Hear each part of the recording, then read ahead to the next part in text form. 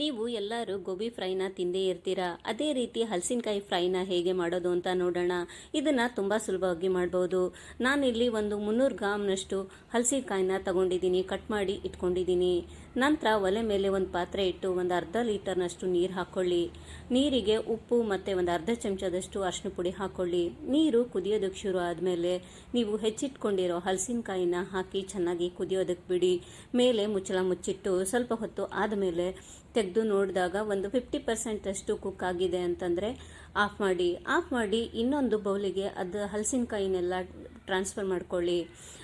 Transfer ಮಾಡ್ಕೊಂಡಿರೋ ಹಲಸಿನಕಾಯಿ ಚೆನ್ನಾಗಿ ಆರೋದಕ್ಕೆ ಬಿಡಿ. ಹಲಸಿನಕಾಯಿ ಆರಿದ ನಂತರ ರುಚಿಗೆ ತಕ್ಕಷ್ಟು ಉಪ್ಪು, 2 ಚಮಚದಷ್ಟು ಅಚ್ಕಾರದ ಪುಡಿ, 1/4 ಚಮಚದಷ್ಟು ಗರಂ ಮಸಾಲೆ, ಮೇಲೆ ಸ್ವಲ್ಪ ನಿಂಬೆಹಣ್ಣಿನ ರಸನ ಹಾಕಿ ಚೆನ್ನಾಗಿ ಮಿಕ್ಸ್ ಮಾಡ್ಕೊಳ್ಳಿ. ಚೆನ್ನಾಗಿ ಮಿಕ್ಸ್ ಮಾಡಿ ಸ್ವಲ್ಪ ಹೊತ್ತು ಮುಚ್ಚಿಟ್ಟು ಅದು ಉಪ್ಪು ಖಾರನ ಹೀರ್ಕೊಳ್ಳೋದಕ್ಕೆ ಬಿಟ್ಬಿಡಿ. ಅದಾದಮೇಲೆ ಸ್ವಲ್ಪ ಹೊತ್ತಿನ ನಂತರ ಮತ್ತೆ ತೆಗೆದು ಇನ್ನೊಮ್ಮೆ ಚೆನ್ನಾಗಿ ಮಿಕ್ಸ್ ಮಾಡಿಕೊಂಡು 1 ಕಪ್ನಷ್ಟು ಕಾರ್ನ್ಫ್ಲೋರು, ಅರ್ಧ ಕಪ್ನಷ್ಟು ಮೈದಾ ಹಿಟ್ಟನ್ನು ತಗೊಳ್ಳಿ.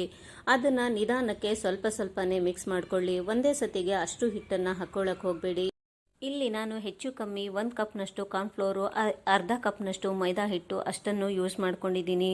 ಹಲಸಿನಕಾಯಿ ಕೋಟ್ ಆಗೋದಕ್ಕೆ ಎಷ್ಟು ಬೇಕೋ ಅಷ್ಟನ್ನೇ ಯೂಸ್ ಮಾಡ್ಕೊಳ್ಳಿ.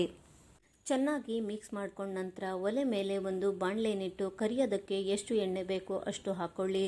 ಎಣ್ಣೆ ಚೆನ್ನಾಗಿ ಕಾದ್ಮೇಲೆ ಹಲಸಿನಕಾಯಿಯ ಒಂದೊಂದು ಪೀಸ್ಗಳನ್ನು ನಿಧಾನಕ್ಕೆ ಎಣ್ಣೆಗೆ ಹಾಕಿ ಹೊಂಬಣ್ಣ ಬರೋವರೆಗೂ ಕರೆದು ನಂತರ ಒಂದು ಟಿಶ್ಯೂ ಹರಡಿರೋ ಪೇಪರಿಗೆ ಹಲಸಿನಕಾಯಿ ಫ್ರೈಯನ್ನು ಹಾಕಿಕೊಳ್ಳಿ.